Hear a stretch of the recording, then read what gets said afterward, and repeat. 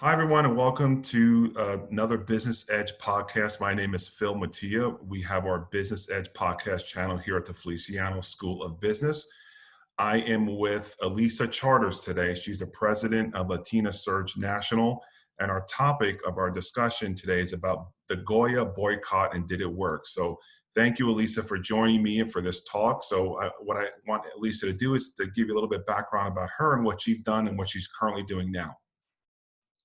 Thank you so much, Phil, for this opportunity to talk with you and to talk with your podcast listeners today. So a little bit about my background. I was born and raised in New Jersey. I went to NJIT and studied environmental science and chemical engineering. I then continued my education at Columbia University and attended the School of International and Public Affairs. Most of my experience has been in the public/private sector, working at the Port Authority of Newark and New Jersey. I held multiple positions there, everything from environmental services, tech services, large construction projects, and that morphed into finance and public finance projects for infrastructure and real estate projects, including World Trade Center redevelopment. I'm a survivor of 9/11, and I would say that I've always been very passionate about inclusion issues as a woman, as a Latina, and I've been very active both in the community and with university participation, and I would say across different corporations where I've been very proactive about supporting corporations with their employee resource groups and ensuring that there is awareness of all kinds of issues that affect women and women of color, Black women, Indigenous women, and women of color in general. Great, and also mention that we're fortunate to have Elisa on our executive advisory board at the Feliciano School of Business. So she's contributed immensely to our group as well as, and this group is involved in developing initiatives for our students as well as the university. So we're fortunate to have Elisa being part of that advisory board as well. So let's talk about the topic. Again, we're talking about the Goya boycott. Did it work? And more importantly, do boycotts work? So let's start with Goya, and just to refresh everyone's memory, today is August 24th, just as a timestamp. But in early July, at a Rose Garden event at the White House, there was an unveiling by President Trump on the Hispanic Prosperity Initiative. At that event, the Goya CEO, Robert Unanue, spoke and provided some comments, and he mentioned that Americans are truly blessed to have Mr. Trump's leadership in that appearance at the Rose Garden event. So he's obviously a supporter of President Trump, and he's also donated to his campaign. And because of that, there was a severe backlash on social media. Not long after that, there was a hashtag boycott Goya, hashtag Goya foods, hashtag Goya away, all on the social media platforms. Later that day, Goya came out with a statement saying that Mr. Unanue was unrepentant. He repeated his backing of the president as well as the president's initiative with the Hispanic Prosperity Initiative, which was made by an executive order by the president. And the reason why there was such a backlash, those calling for that boycott posted the derogatory comments made by President Trump as well as his policies, including his administration's separations of immigrant families at the U.S.-Mexico border. We all know the Goya brand. It's been around for 85 years. It's family owned, has 2,500 products from seasonings and cooking oils to beans and other Latin American staples. They're ubiquitous. I mean, any grocery store you go to in the United States, you have Goya products, and you actually, I think sometimes they take up the entire aisle. So very well-known brand. But with those calling for a boycott of Goya, there were many that came to its defense, pointing out the company's history of philanthropy. So in the spring, Goya donated 300,000 pounds of food, or about 270,000 meals, to food banks and other organizations as part of its pandemic relief effort. Back in June, they showed up with thousands of pounds of food to families in the Bronx and Harlem who were affected by COVID. So And then also there were those who came to Goya's defense by coming out with a hashtag by Goya. One being the president himself, President Trump, and his daughter both posted on social media supporting Goya. So that's what happened about a month and a half ago with Goya. So I wanted to start out by getting some of your thoughts, Elisa, on that boycott, and then also kind of talk about some of the alternatives, because boycotts are very short-term tactics for consumers who are upset with a brand or upset with something that's been done by a specific leader of that company or their initiatives or things they've done. So what are your thoughts on that Goya boycott, and what are some alternatives you think consumers can have in expressing their displeasure with the brand? Okay, so obviously this is quite a complicated issue. It seems like maybe at face value it's not, especially when you look at it from a political angle. And I would add that I am very committed to the Latinx community, and I'm nonpartisan. I've always been involved in organizations that have been nonpartisan. Most are 501c3 nonprofits. But even so, in the last 20 years of my experience, I have been extremely frustrated with the outcome, with the result that Latinos, Latinas, the Latinx community is treated like a political football. And in this case, this has amplified this to such a high extent. And I would add that this particular boycott is a political boycott. And there are strong reasons to support Goya. There are strong reasons not to support Goya. I've heard them all from our community members, and I can empathize with the various viewpoints. I'm very pro-immigration, and I have family members. I've actually personally worked on helping my elderly cousin over a period of 3.5 years achieve a path to citizenship. And I have to say that experience was like training for a triathlon. It was one of the hardest things I've ever had to do. I'm pretty accomplished academically. I've reached a number of pretty high goals in my life.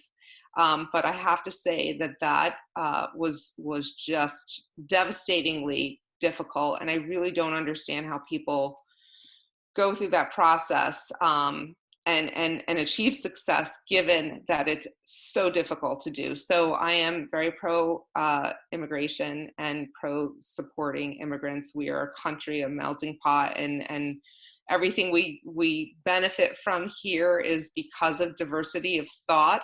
And I support that. Again, I am non-political, so I won't touch on the political issues here or candidates or anything like that. I will say that I'd like to parallel this to maybe the Exxon Valdez boycott, which some of you may remember, some of you may be too young to remember, but basically, that was an environmental boycott. It wasn't a political one. And there was a huge backlash where I think for decades people boycotted the Exxon brand because there was an Exxon Valdez spill. It was a technical issue that could have been easily resolved. It had to do with double containment of the oil transportation, and that particular ship only had one, whereas there could have been investment for two. And the environmental and societal damage that was created because of that business decision warranted people's reaction to boycott. And I believe that there are still people today that won't buy. And obviously Exxon's been purchased, there's been mergers, there's been sales of a lot of the commercialized gas stations. But I think that to this day, people might still drive past Exxon, or they might not even invest in an Exxon stock to this day. So when it comes to Goya, I think it's very personal on so many levels. And I think there's a lot of strife for the Latinx community. In my view, I really can't stand the idea of seeing like this very successful, one of the most successful Latinx businesses, commercialized businesses, have to deal with this. And I understand why. And I understand why people react the way they do, whether they're pro or against. But again, it's like our Latinx community becomes this political football. And the degradation of all that hard work and value and all of those years of contribution to support our Latino community, Latinx community, is just sort of thrown away at a moment's time, a decision to support someone that people are against. And it's just devastating to our community. We are so far back in our development within society and our reach and our equity and our equality. And we're striving for that. We're struggling for that, especially women of color and Latinas, that to see our community again struck hard by something that this is this like large national outcome. It's devastating. And I know that people have to put a stake in the ground for where they stand on these issues. That's extremely important as well, having that voice, because we as Latinas, we're always trying to build that awareness that we must use our voice, whether it's politically or non-politically. But at the end of the day, I see this as a devastating hit, again, to our Latinx community. And I'll parlay that too to the political activity. At least I can speak to the state of New Jersey. I've seen our community be used as a political football every time that there's a cycle, a gubernatorial cycle. We get courted by candidates. They come and they say, this is what I've done for the Latinx community. This is what I promised to do. And it's like, great. And when someone gets elected, it's 2 steps forward, 3 steps back. It's just, we really, it takes so much time to mobilize our society and build it to where it should be. And so I hope I'm answering your question, regarding this specific scenario. But I do think that we all have to, especially as a Latinx community, we all have to analyze this and see how we can proactively address this. And this is why I personally believe that boycotts are not necessarily the one and only answer to making change. And that's really the foundation of what Latina Surge National is. We're a young nonprofit, but we've made a lot of headway. We started in New Jersey, in Montclair, New Jersey, and now we have chapters in New York, New Jersey, and Miami, and we have a reach not just nationally but globally. And I think that people can relate to our organization because they want a positive option. And a positive option to us is to surge and reward companies versus boycotting them. And I can get into that more if you'd like. Yeah, thank you. A couple things I want to point out. You made a comment regarding the immigration process, and that is so true. I have friends, and I'm a son of immigrants who came here in the 60s. That process was completely different than it is today. So speaking to friends and colleagues who've gone through the process, it is extremely time consuming, it's expensive, and it requires some diligence that you have to really work through. I believe most people have no idea what it's like to become a legal become an American in this country, how difficult it is. Because I think there's so many people that want to become an American, become a citizen, but it's so hard and it's so expensive. And the roadmap is challenging to get there. So I'm happy you brought that up because I say that all the time to people. And I think people don't understand that. Second thing is, before we get into surging and rewarding, the other boycott that came up last week was the Goodyear boycott. I'm not sure if you're familiar with what happened with Goodyear. So apparently, I guess Goodyear has a policy where employees cannot promote their political affiliations. It, Obviously, the president found out about this, President Trump, and then called for a boycott of Goodyear. He came out on his social media and said, well, we must boycott Goodyear because they're not allowing employees to wear MAGA hats or T-shirts, whatever, promoting his philosophy. So, but then those who were against it said, well, wait a minute, that's an American company and you're hurting people. Now, these are employees who need these jobs.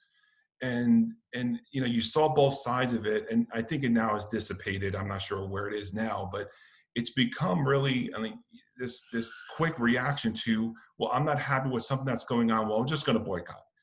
And it's so short-sighted, and it's such a short-term tactic because you have to think about the implications that it has on Goya as a company, of their employees, or Goodyear, or for whatever company out there. Now, there's some situations where it happened to Facebook recently, where people were boycotting Facebook because of some of the advertising they were doing, or some of the statements that they weren't really policing what was on there. So it's become ubiquitous now. But that short-term tactic is, people don't think through what implications. Sometimes it's good to boycott because you want your voice to be heard. And I think with social media, it is allowing people to really amplify their voices, which they didn't have before. Because before social media, how could you really express your unhappiness with a company and get thousands, if not millions, of people to support you and to boycott that company? So social media has become really that platform that people are using.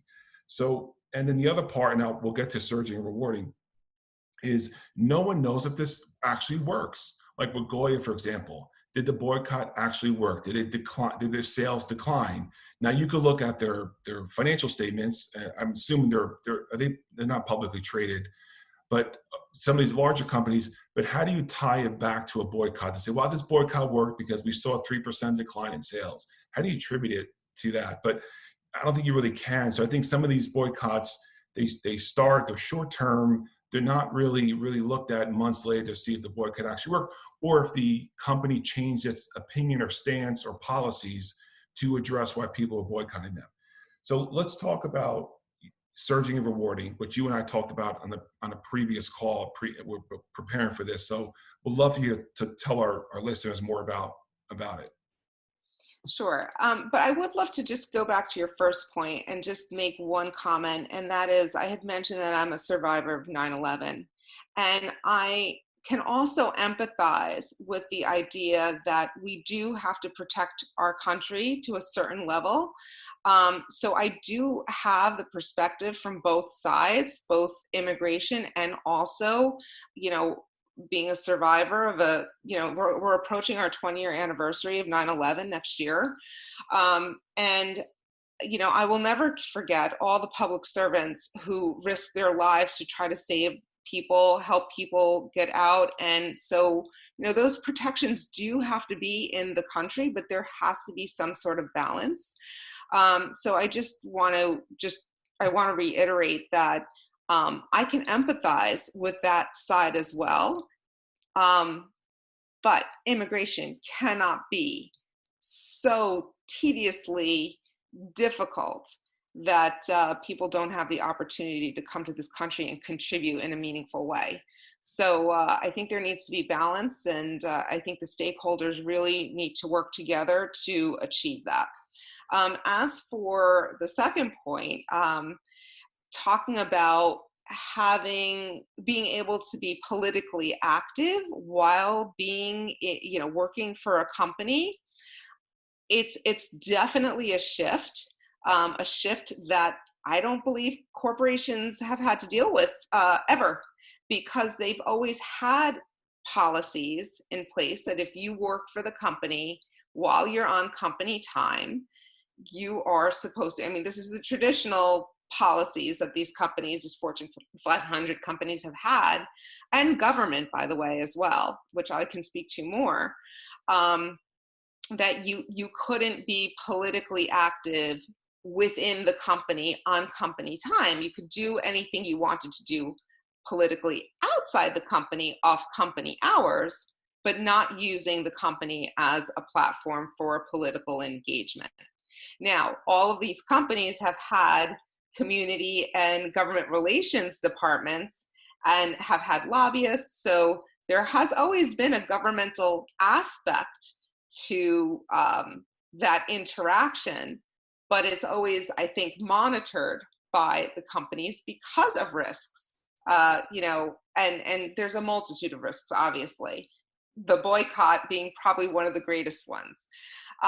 So that is, I just want to point out that this is a major shift from the company telling the employee, if you want to work here, these are the rules by which you can work here. And now there's this shift of employees saying, well, if I'm working here, I want the latitude to have a political voice within this platform. So I think companies need to really look at their policies and procedures, practically speaking, to see what are the risks, what can you do if you want to be politically active within the platform.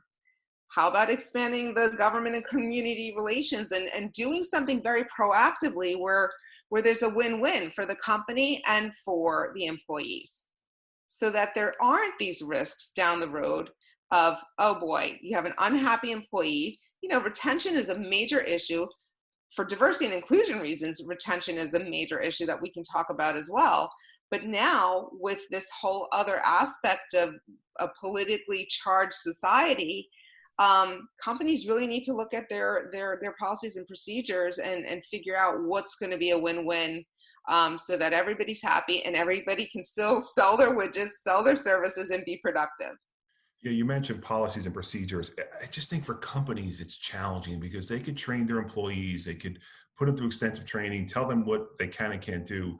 But think of a big brand like Starbucks that has thousands of locations worldwide, that you may have one barista behind a counter at one of their thousands of locations.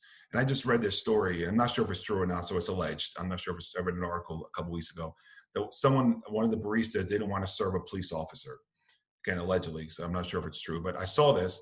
And now because of that, someone in that location, a customer, tweeted it, took a photo and posted it, and was retweeted hundreds, if not thousands of times. And this happens all the time, whether it's Starbucks or McDonald's or a retail outlet, where social media, whether these stories are true or not, and I'm being honest because I'm not sure if that's true or not, but I read it. And there were numerous examples where things have happened where companies have trained their employees, but then maybe one employee does something wrong or says something inappropriately or goes against what the company stands for. Within a matter of seconds, the entire world knows about it. Before the company in the corporate office can even respond to it, they're not even aware of it. And companies are struggling because they're trying to keep up with, because we live in a transparent society now with social media, you can't hide anymore. And now that company then has to find out what's going on, ascertain what the details are, and then address it, and then manage it socially on their social media, and then handle that employee to find out if it's true or not. By the time that company does all of that, that story now has been repeated thousands of times on social media. And you may later find out a week later that it wasn't true, that barista did not do that, and it was alleged and it was incorrect. But people have moved on because we live in a 24-hour news cycle now. What's important at 9 o'clock this morning, by 5 o'clock this afternoon, people have moved on to something else. And that's still stuck in your head, that barista didn't want to serve that police officer. And that could have been completely not true.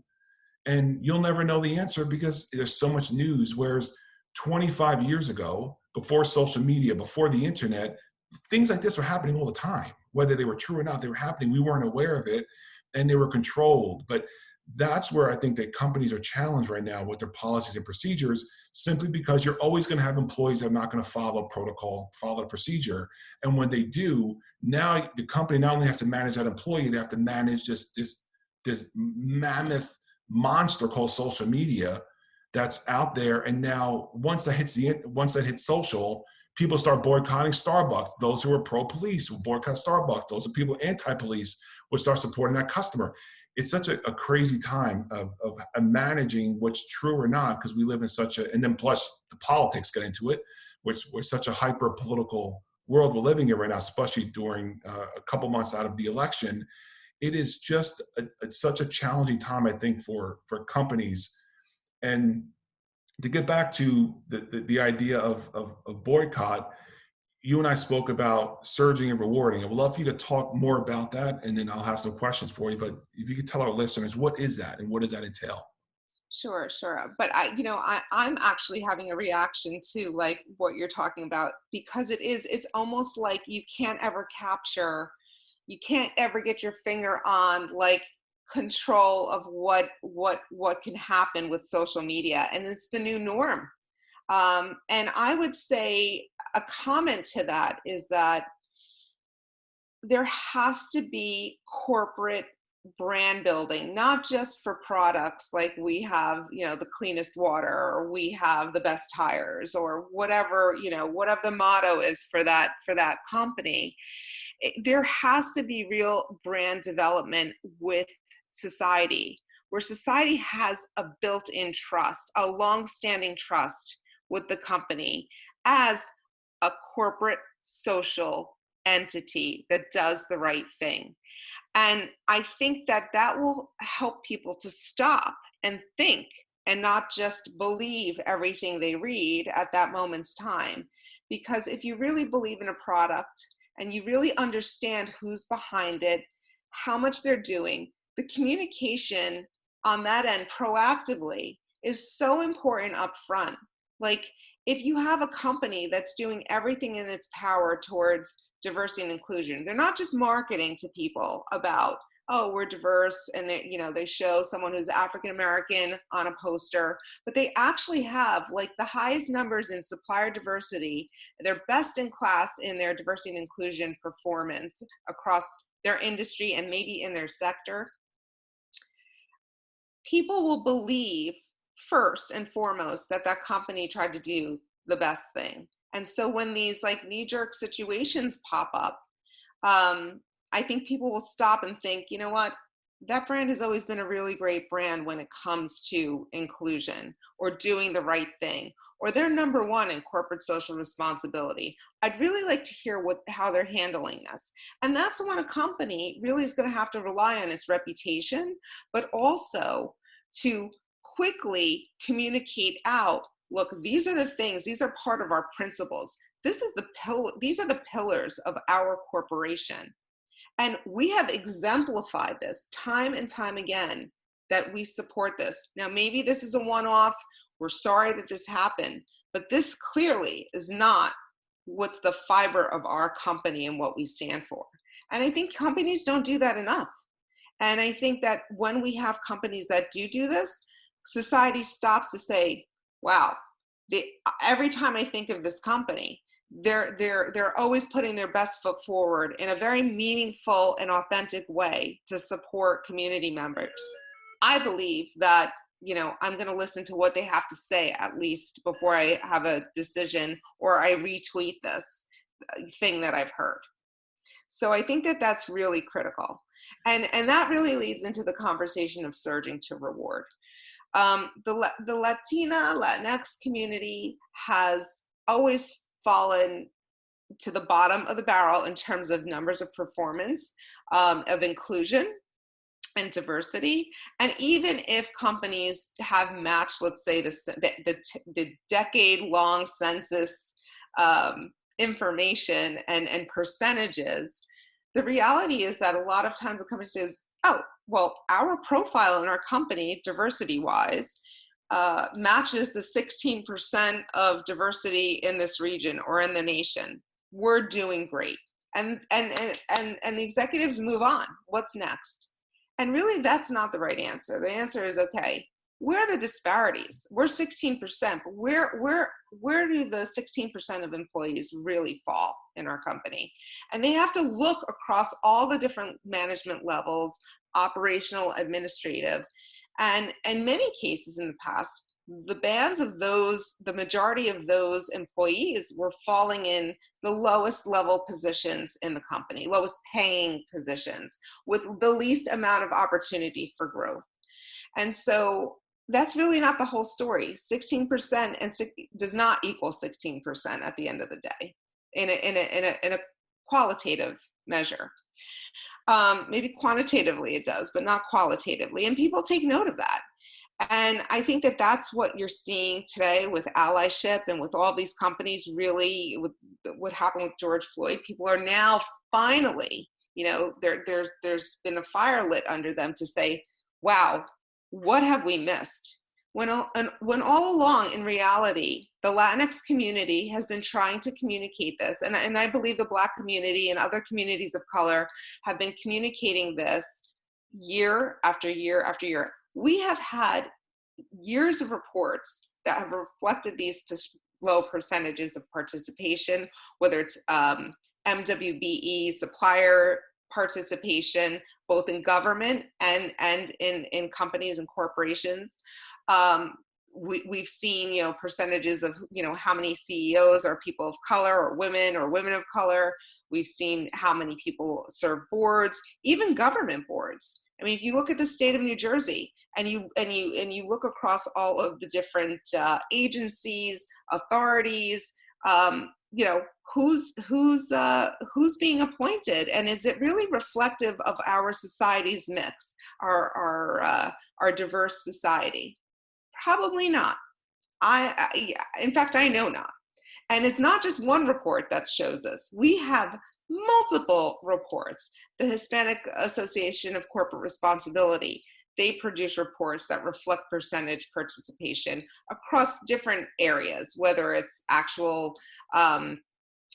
placement in positions, recruiting, supplier diversity, which is such a big one now because, to take a little tangent here, so many Latinas have been part of corporations for so long, and they have gotten so frustrated, not only being paid almost 50% less on average year to year to year than their counterparts in those same positions, but also not finding opportunities for advancement within corporations, and not really getting that support, the mentorship and sponsorship, that sense of belonging, like they're part of a team, being the only at the table so many times where, they might make recommendations, for a project and it falls on deaf ears. They make it again, it falls on deaf ears. And then all of a sudden, some other male in the room makes the same recommendation and, hey, Bob, that's a great idea. Let's move forward with it.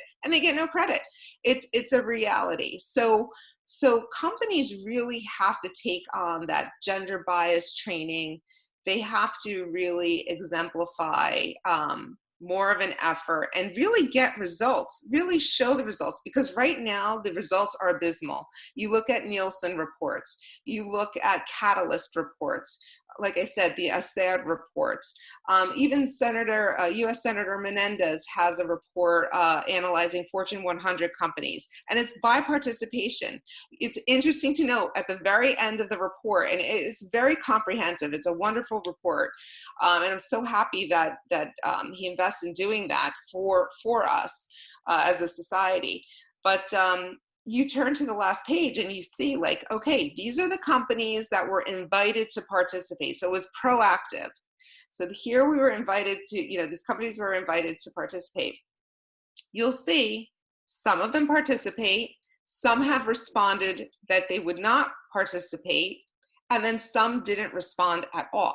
What does that show you? And if those companies that don't respond at all, what's their performance out there? If we keep seeing these numbers that are abysmal numbers showing, like, and meanwhile, some of them still might have those advertisements that reflect diversity, and yet they're not performing any diversity at all. So this all falls through to the surge and reward concept. We could easily boycott these companies for not performing, but we think at Latina Surge, it's so much more self-empowering to be able to take those reports off the shelf, read through them, and that's the awareness that we build, and we say, okay, which companies are performing well? If there are 4 different companies on the shelves at the supermarket selling cereal, do you know what the performance of all those 4 are? Well, if you don't, you should, because once your purchasing power is growing, your disposable income is growing, and you need to self-empower by making those choices, those educated choices on which one you want to support. Because at the end of the day, if we all start buying the one brand that's doing the right thing, representing the company that's doing the right thing, their shareholder value will increase. Their sales will increase, their shareholder value will increase, and guess what? The competition is going to fall to the wayside. And the competition is going to say, okay, what are they doing that we're not doing? Because we need to get back up and we need to compete. And they will find out that that company that has best-in-class programs and policies as it relates to diversity, inclusion, and equity, they're going to want to mimic those same things. I mean, we've seen it with actual gadgets. If somebody went from a flip phone to a smartphone, if you didn't move into that area of making smartphones, you're out. You're out of the race. We believe that that's the same thing with diversity and inclusion. And honestly, it was the right idea, because this idea came about 5 years ago when we started Latina Surge. And here we are today. And what's everyone talking about? Their image and what they have to do to really authentically be inclusive. Yeah, one of the points you made, and I want to just highlight because it's one of the areas that I'm very passionate about systemic racism in corporate America.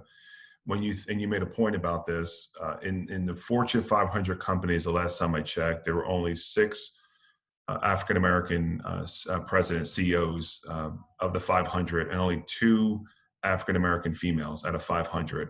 So clearly showing there's the disparity of African-American leadership in Fortune 500 companies is just something that is just, it shouldn't be allowed. I mean, 6 out of 500 African-American, only 2. When you think of the National Football League, another area that, because I love football, but what I don't love about the NFL is out of 32 football teams, you only have 4 Black head coaches, and 75% of the NFL players are African-American. When you look at ownership, there's only 31 of the teams are owned by white owners, and only 1 is of color. He's an Indian American. So disparities there as well. So in leadership positions in sports, I'm just picking the NFL in one particular, but in Fortune 500, it really is something.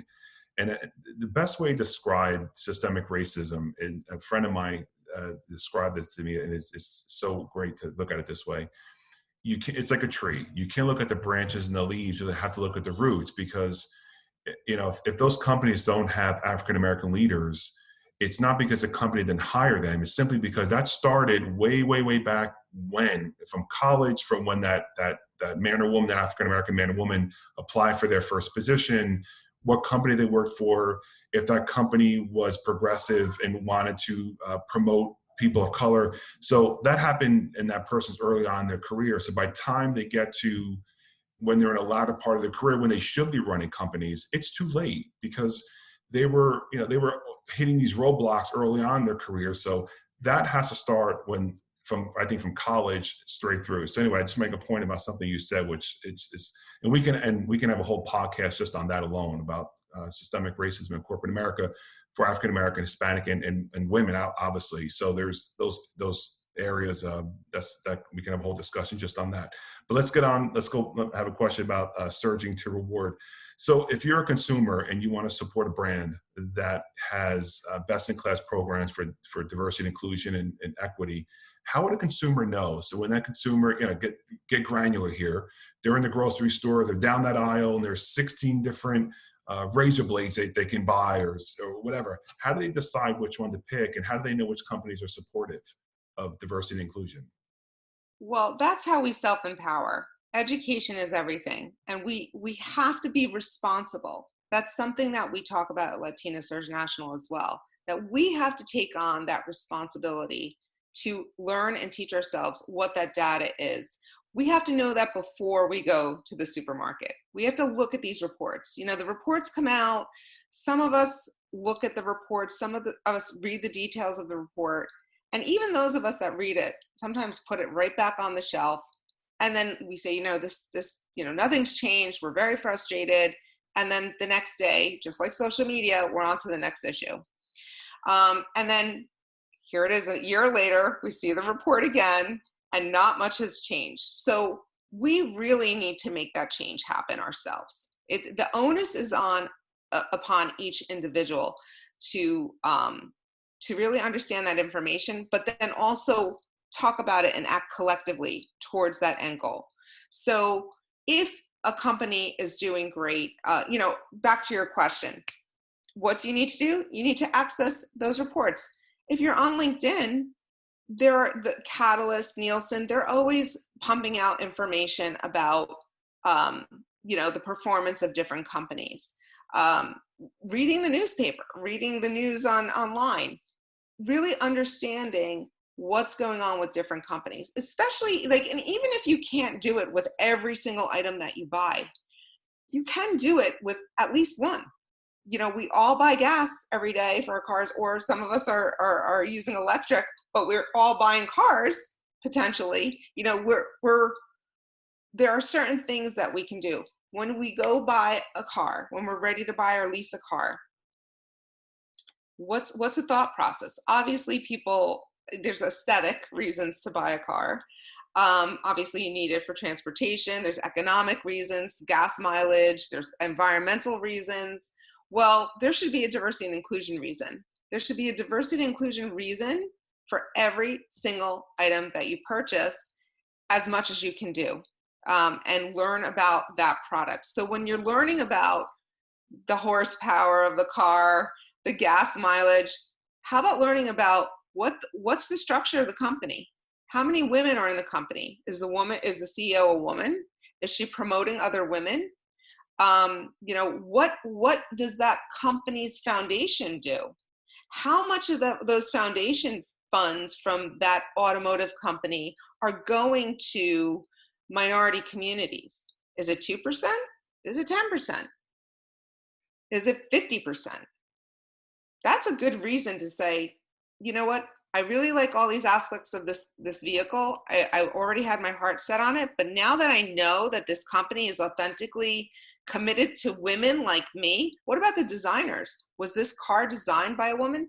What about the technical aspects? Are the engineers women? Are the the architects of this product, are they women? Are they women of color?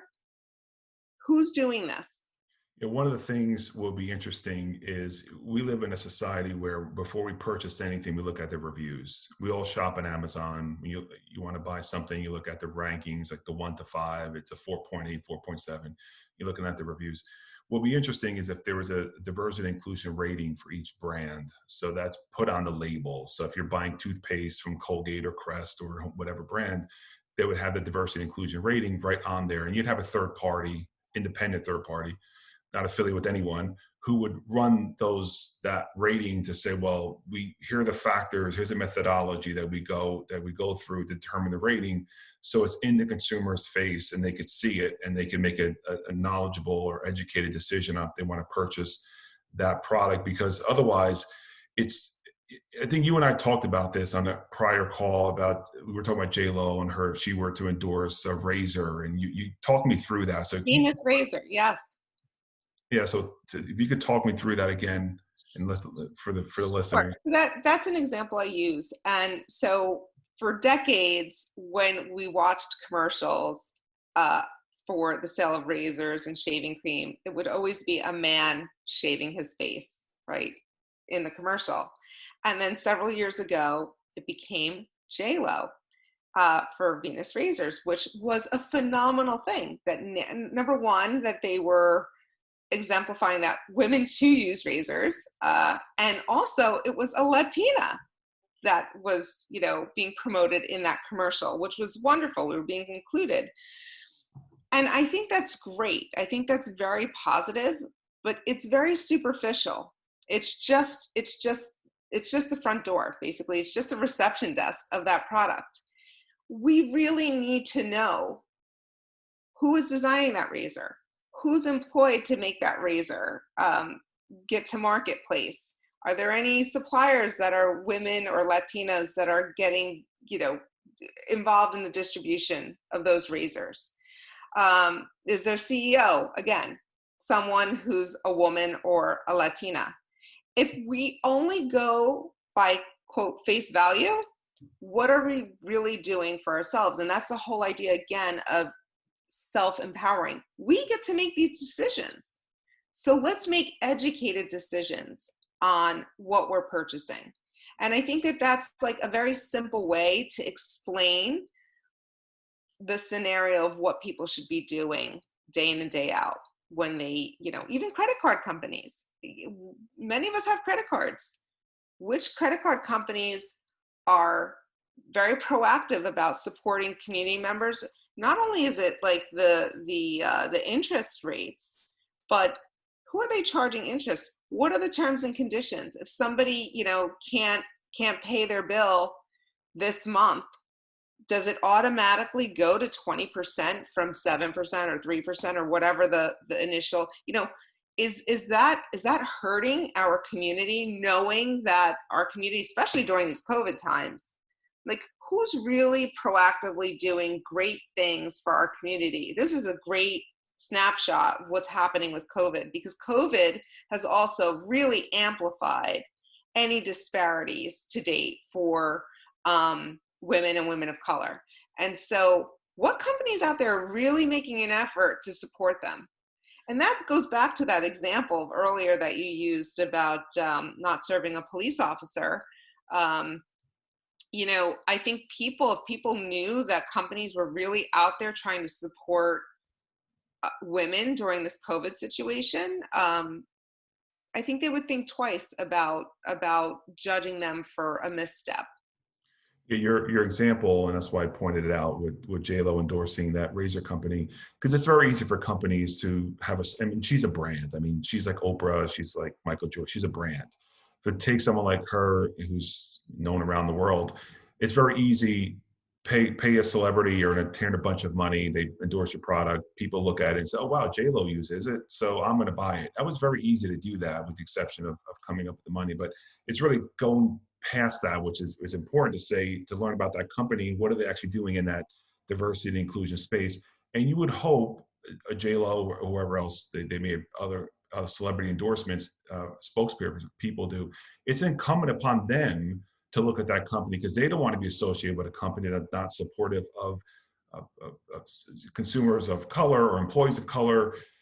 But it's challenging, because you're so right. It's very easy for the company to pay someone a bunch of money and they just endorse it and just think, okay, great, we'll get the Latin community now because J-Lo's endorsing it. And it's got to be a lot more than that. The example I always think about, I'm a son of immigrants. My dad owns a construction company, a small construction company. And I worked with him during the summers and while I was in high school as well as college. And it was real work. I mean, we worked mixing cement, digging ditches and making porches. It was real work. And that's why I went to college, and I went into a different direction, because I didn't want to do that kind of work, nor did he want me to do that kind of work either. So I remember at lunchtime, and this had to be the late 80s, and my uncle, who also was an immigrant and worked for my dad, he bought Arizona iced tea. So every day only bought, and that little food truck will pull up, and we go and buy our lunches, he buy Arizona iced tea. And I said to him one time, his name was Mario. I said, Mario, why do you buy Arizona iced tea? We used to buy Coke, whatever, Diet Coke. And he said, well, look at the side, on the side of the can, it said bottled by Voltaggio and Sons. Voltaggio is an Italian last name. He said, I buy this because Voltaggio. And he thought that, and it was bottled by them. It wasn't like Voltaggio was owner of it. But he felt like he was supporting the Italian American community by buying this Arizona iced tea, which was bottled by an Italian sounding name.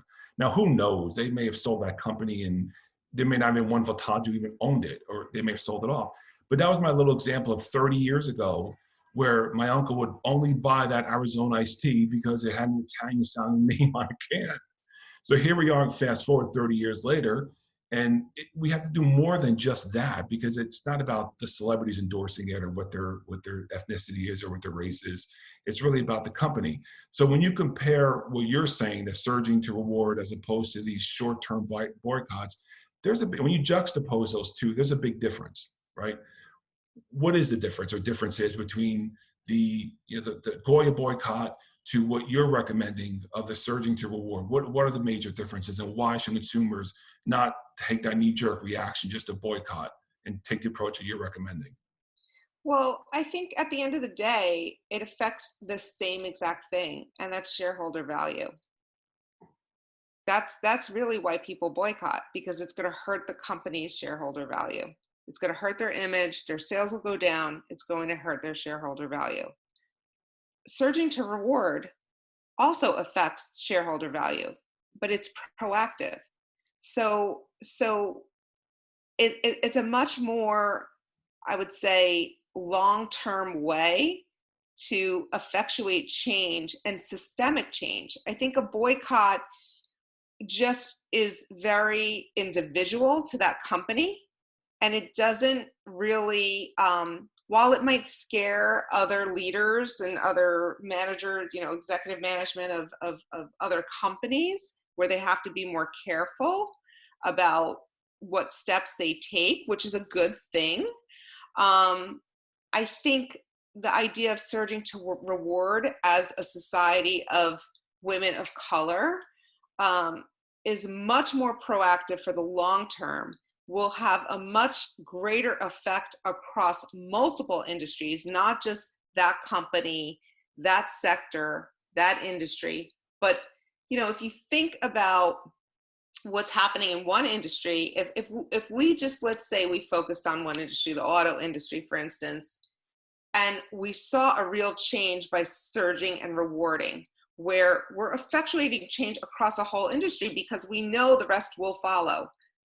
It's a proactive movement. Then other sectors, not even related to auto, will follow suit. So we could really change marketplaces to do the right thing in a very proactive way, instead of just boycotting one and having like these individual episodes of boycotts. Because we'll remember, how many boycotts do you remember, from the past 10 years? There's probably a handful. Yeah. So what was the effect of that handful over 10 years? Like, if you probably match up the dollar amount to like dollars lost to what could be dollars gained over decades, it's the right decision. That's what we believe. We believe we can really make a positive change. And again, not just for one company, but for the whole sector, the whole industry, and potentially the whole marketplace. You brought this up early on in when we started this podcast regarding the flip phone and smartphones. Typically, the way consumers really bring about change, they stop buying a product because the product is inferior. And I use Blockbuster. I'm an adjunct professor at the school, and I use Blockbuster as a perfect example. A brand that at one point had 40% market share of all video store rental companies. They had no competition. I mean, you had little mom and pop stores. They had no true competitor. And everybody did the Blockbuster night, and we all went Friday nights and got the videotapes. For those of you under the age of 30, you're probably saying, what's a videotape? But those are big cassette things that you put into this machine, had little reels on it. So you probably have no idea what a VCR is. But so we all did that. And Blockbuster, I mean, you think of their model. They were buying those VCR videotapes at pennies and then renting them out hundreds, if not thousands of times. It was such a great business model. And Blockbuster was a behemoth. I mean, no one could compete with Blockbuster. If you wanted to open up a little video store, you could not compete with them. And they did well for many years. But what happened with Blockbuster is I stopped listening to the customer. So you would rent a tape on a Saturday, you had to bring it back by the next day by noon if it was a new rental. If it was I forget what they call it. If it was a somewhat new rental, you had to bring it back in 2 days. If it was an older movie, you had like 5 days. So they had all these rules, and you had to pay these ridiculous late fees every time you had to bring the movie back. And customers were getting angry, saying, well, I have to come there Friday night, get the movie, bring it back by Saturday by noon, or otherwise I'm paying the $3 or $4, whatever it is. And they were angry, and Blockbuster stopped listening to their customers. And there was a guy by the name of Reed Hastings who started Netflix, who rented Superman Part 2, true story, and he had to pay late fees and came up with this idea of sending movies through the mail, or actually it was DVDs through the mail. And we all know what Netflix is now. We know what Blockbuster is now, when Blockbuster's long gone. But consumers just stopped buying from Blockbuster because Netflix had a better model. And there's so many examples of this where companies come out with a better product or service. And look at BlackBerry. We talk about smartphones. They own the market, and BlackBerry's pretty much gone now. I know they're trying to revive themselves because of the iPhone and everything else that came out. But what you're suggesting is a little bit different because you're not looking at the product or service. You're really saying to the consumer, stop buying this product or service if this company is not supportive of diversity and inclusion, of equity, if they're not supportive of promoting people of color, they're not supportive of women or giving leadership positions of African Americans or Latinas. So it's a different model. The challenge is getting that information in the hands of consumers. Ideally, I think if there was a rating that was stamped on every toothpaste box or razor box or milk carton, then consumers can make an educated decision. I think all consumers can make that decision. Otherwise, of them hunting it out, like you mentioned on LinkedIn or finding this information, that's challenging in this world we live in. So, I mean, but why, I guess, I have this idea, but why isn't that the case? Why do you think there isn't a third party who does this evaluation and makes that information more widely available to consumers to make those decisions? Is it cost, or there's just the companies out there just doing a really poor job on diversity and inclusion, and the ratings will be so low that people won't buy anything? Why do you think that's the case? I think there's a confluence of reasons, but number one, that leadership has to come from the top down, and that leadership has to have the insight to get it done. We have electric cars, we have smartphones. There's no reason we can't get stamps, have an evaluation system. There's evaluations, there's consumer reports. If there's a will, there's a way. We could certainly get it done. People just need to put their focus there. And I think that that's where we're going to go. It's very interesting because, again, the model is really not to avoid other companies. It's really to reward the company that's doing the best job. And everybody else will fall into place. So I think first and foremost, we have to start doing our homework. And the more we talk about the fact that we did our homework and we realized, hey, I saw that this company has, 30% of its supplier diversity are MWBEs or small businesses. I'm going to reward this company because they care about the little guy. They care about women, or even, with COVID, like I mentioned, this company really cares about women because they're attuned. They understand that women are dealing with like the double shift where they're working and they're trying to homeschool their kids with COVID. They're experiencing stress and some burnout. They're trying to balance their housework, the caregiving, the child care, caregiving for relatives, heavier workloads. They recognize this thing and they're accommodating it in some way. If people realize that, they're going to easily make the choice to support that company. And I would say this, I know that with everything happened with George Floyd and Black Lives Matter and allyship, I see that a lot of companies now really are focused on hiring on chief diversity officers. And it's very interesting because many companies had already had chief diversity officers. And I think that that's another face value type of thing, like the marketing. I'm delighted that companies are bringing on chief diversity officers, but many times chief diversity officers are there as an extension of HR to protect the company on EEO issues, which is definitely important and needed. But I think the ones that are best in class are the ones that are also hiring specific people to be corporate social responsibility leaders that have a direct line to the chief executive officer and where there's buy-in from the top down. And every step that they're making externally is really reviewed by that corporate social responsibility team. And I think that makes a lot, it just exemplifies the commitment that a company has to this. I think having a chief diversity officer is like something that everyone already has in their home, like a telephone in your home, or you have a certain gadget. Everybody has one. Everybody has, AirPods, now with COVID or whatever. Having a chief diversity officer was a standard from 10 years ago. So it's a good thing that companies are making sure that they have a chief diversity officer, but really where everyone should be is having an executive who is in charge of corporate social responsibility and ensuring that there is buy-in from the top down. Yeah, 2 points. Absolutely. I mean, it's great companies have chief diversity officers, and what you don't want it to be is a checkbox and say, "Great, we have X percentage of our employees are African American or women." Or the real question is how many are leadership positions, because it's very easy to say, because otherwise, yeah, you could check off the box and say we meet the criteria, but how many are, and what pathway are you giving them to those leadership positions? How are you moving them forward as opposed to keeping them stuck in a box where they can't grow into a more leadership role? So Well, that's also, I would add, most chief diversity officers are, again, an extension of HR, human resources, and that's typically a staff department.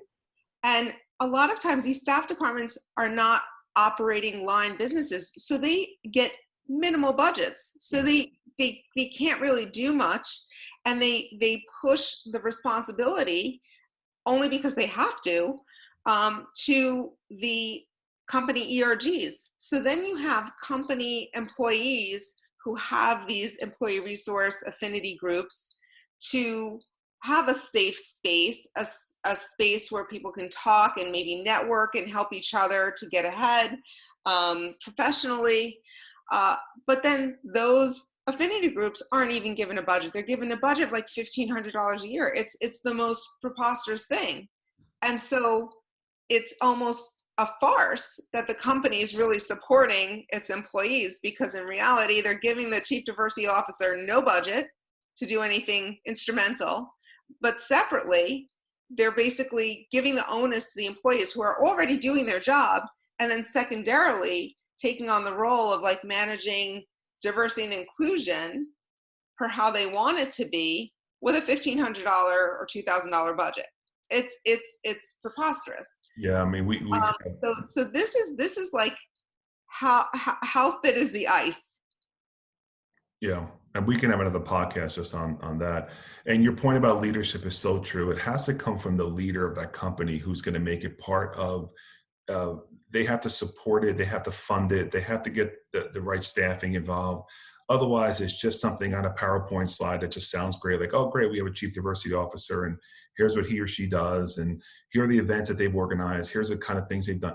But really, it's so much more than that. And I worked for companies that have done it correctly, and I work for companies that have done it exactly the way you said it. They hire someone and they have minimal funding, and nothing really is accomplished. And that chief diversity officer typically will leave the company frustrated because they have great ideas and they're not being supported by the leader, and they're not being funded by the leader to execute those. So it's challenging. But where there is hope, and being that I work at the university, I work with young people, they're so much more educated, these younger kids, the 18 to 25-year-olds, because they have so much information now through the internet and social media to make decisions about brands and really know about different topics and issues. And where it all falls apart is when we rely on the politicians to do anything. And you mentioned early on about the political football, and I think the younger people get it and they understand it. I know I didn't get it at that age because I didn't have the information then. It's been a long time. I forgot how long it's been that I've been in college. But I think the younger people get it, understand it, and have that information, and can really bring about change. I'm not sure if that's been your experience and what you're doing, but I'm seeing, working with the younger people, they get it, and they're smart enough now than I think we were when we were their age. Absolutely, and they're using technology to their advantage. I think it's critical. You have these companies like Glassdoor, where it's a communication tool. They themselves go in and they rate. Google, there's always ratings. People's recommendations, or if they're dinging a company for doing the wrong thing, people are paying attention. Young people especially are paying attention to that information, and they are effectively surging and rewarding companies that are doing it's probably on a smaller scale, in terms of like, should I go travel to and stay at this hotel versus that hotel, or should I work at this company versus that company? What are the benefits? What I guess what is the culture, that kind of thing. So I think that Glassdoor is a great tool, and I'm sure there's other ones out there too. But those exist because I think younger generations have really been communicating using technology, and And some smart people out there are capturing that information and using it on a platform and sharing it widely. And I think those are the kinds of tools that we need to be paying attention to. And again, like LinkedIn as well. References, a lot of times people make recommendations of other people. LinkedIn is probably a great platform to be evaluating people's experiences with companies as well. Yeah, I think with publicly traded companies, they're more transparent because you have information as opposed to privately held because if they don't share it. Or publicly traded companies, you see it. I mean, you have that. You can see their financials. You can see how they're spending their money. It's a lot easier. But the power of information, especially through social media, is amazing. Again, companies can't hide anymore. I mean, I've been in marketing for 25 years, and I remember pre-internet. And I worked for hotel companies. And if someone stayed at one of our hotels, had a bad experience, the only recourse that they had is they would complain to the front desk or call the corporate office. Now, fast forward 25 years later, if someone has a bad experience at a hotel, now they can go on the internet, on social media, and tell the world about it. So hotels, and as well as every industry, they can't lie anymore. They can't hide. They have to make sure their customers are happy with their product or service. Otherwise, everyone will know about it. So it's very positive in that aspect.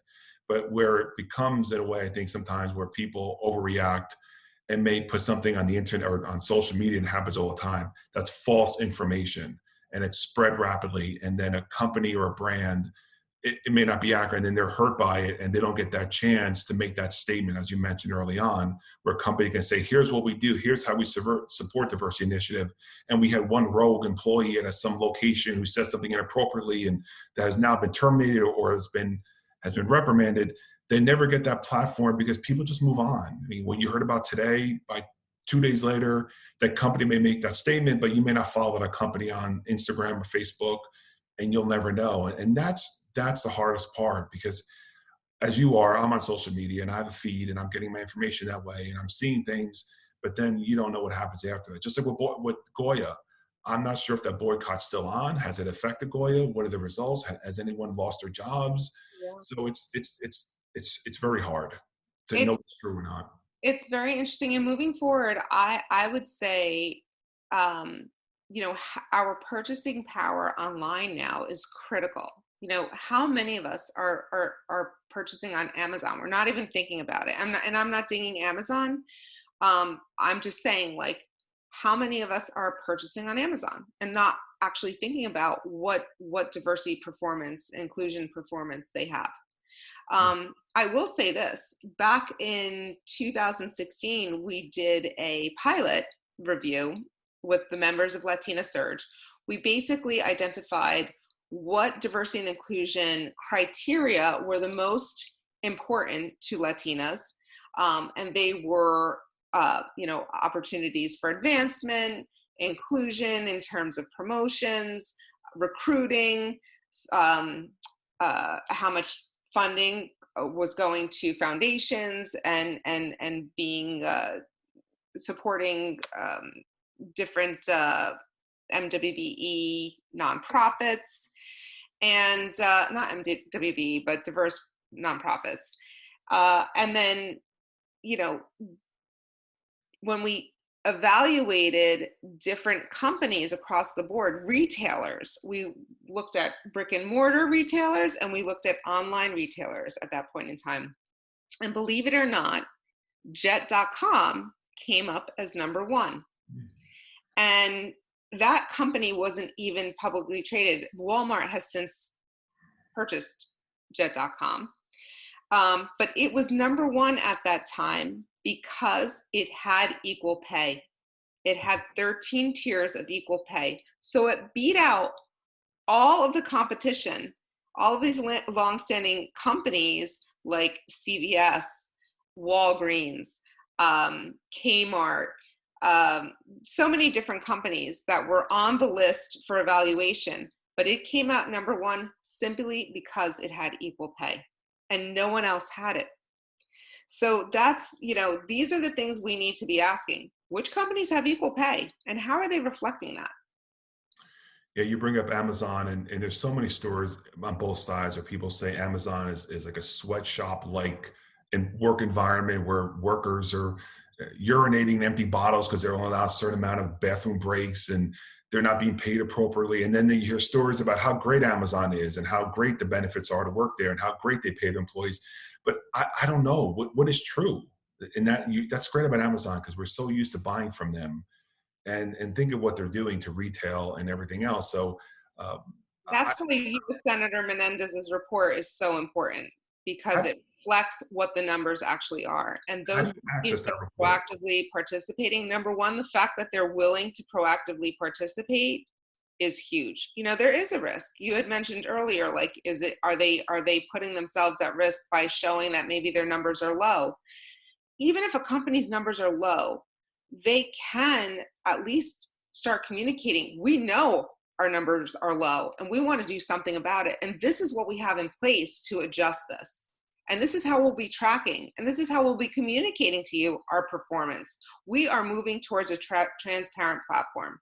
Companies have to do that. So if you're listening to this, what do you recommend our listeners go to find reports, get more information? And I'll post it on our podcast channel links, but where do you recommend they go to? Well, I mean, number one, I think I really, really like U.S. Senator Menendez's report on diversity and inclusion, corporate social responsibility, diversity and inclusion.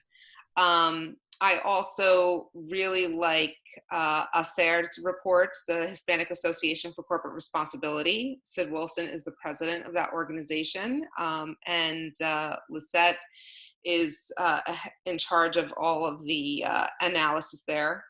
I think those are two great reports to start with. But separately, you can go to Nielsen or Catalyst, and you can see reports that they post. And then I would also, look at, if you want to just look at one industry and start small, go to the websites of these different companies and see what they say about their performance. Is it a lot of fluff, or do they actually show some statistics that you can see, some hardcore data? And then even maybe do a search online to see if there's been any lawsuits recently against them having to do with diversity and inclusion. If they're doing something proactively, especially with foundations, they're going to show you online that these are the children they're helping, these are the communities they're helping, this is the chief diversity officer, this is what he or she or they are in charge of, and what they're doing. I think that's really key. Great. Elisa, this was a very, very great conversation. A lot of great information. The opportunity to this share. Is probably the third time you and I have spoken about this, and I've learned even more every single time we speak about this. So I'm happy we're able to capture it on this podcast, and I'm happy for those that are listening. I encourage you to take a look at the links that are posted below the video here, or the audio here, I'm sorry, on the podcast channel, to go to the reports that Elisa had recommended to do some more information, and also encourage you to check out our other podcasts on our Business Edge channel. And with that, Elisa, thank you very much. And I wish you all a very safe and happy day. Until then, we'll see you soon. Thank you. Thank you. And I hope everyone can also visit our latinasurge.org site as well to learn more. And I'll post that link as well. Thank you all. Okay. Take care.